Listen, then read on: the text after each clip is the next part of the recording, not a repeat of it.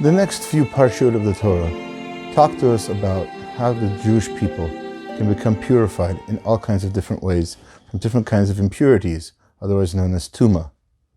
Of course, last week's Parsha, at the very end of Shmini, talks about non-kosher animals and creatures, and the Midrash tells us that there's definitely a connection between last week's Parsha and this week's Parsha, and it's not what you might have thought. The Midrash tells us that it has to do with the creation of the world. You see, just like in the creation of the world, things started out from unicellular organisms and then made more and more complex creatures and animals, and then finally mankind. So too, in these Parshiot, we start with the ideas of Tumah, of impurity that has to do with creatures, and then builds our way up towards the kinds of Tumah and impurities that can become purified for the people. So again, we go from less developed creatures to more developed creatures. And this Midrash obviously begs the question, why is that the order? Did there have to be an order at all?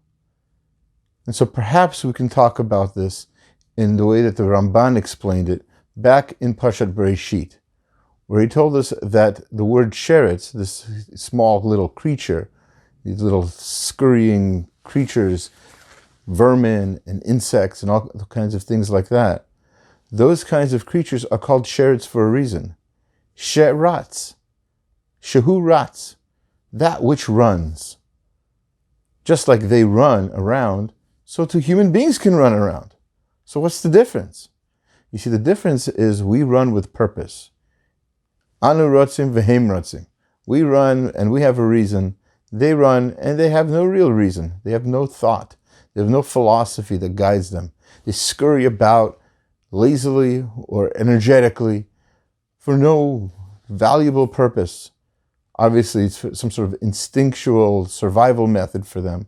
But aside from that, there's nothing greater that they can accomplish. That's different than us.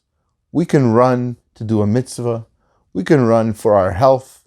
We can run to look good, feel good. There are a lot of reasons to run. If I may, I'd like to share a story with you. True story, it happened to me. I'd like to tell you the story of my most difficult run. My most difficult run was not this run. This run was supposed to be a 12-mile run, and I did absolutely everything wrong.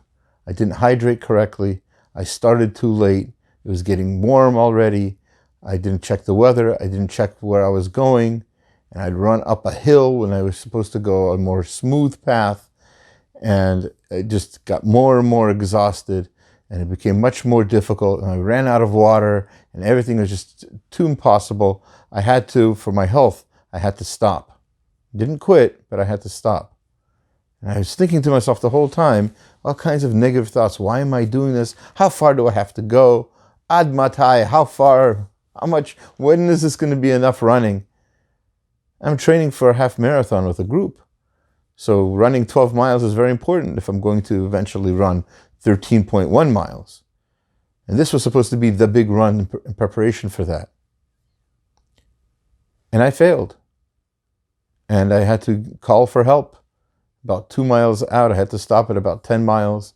I couldn't do the last 2 miles. It was too much. It was uphill. It was hot. I had no more water left. It just wasn't going well. But that was not my most difficult run. My most difficult run was the next one.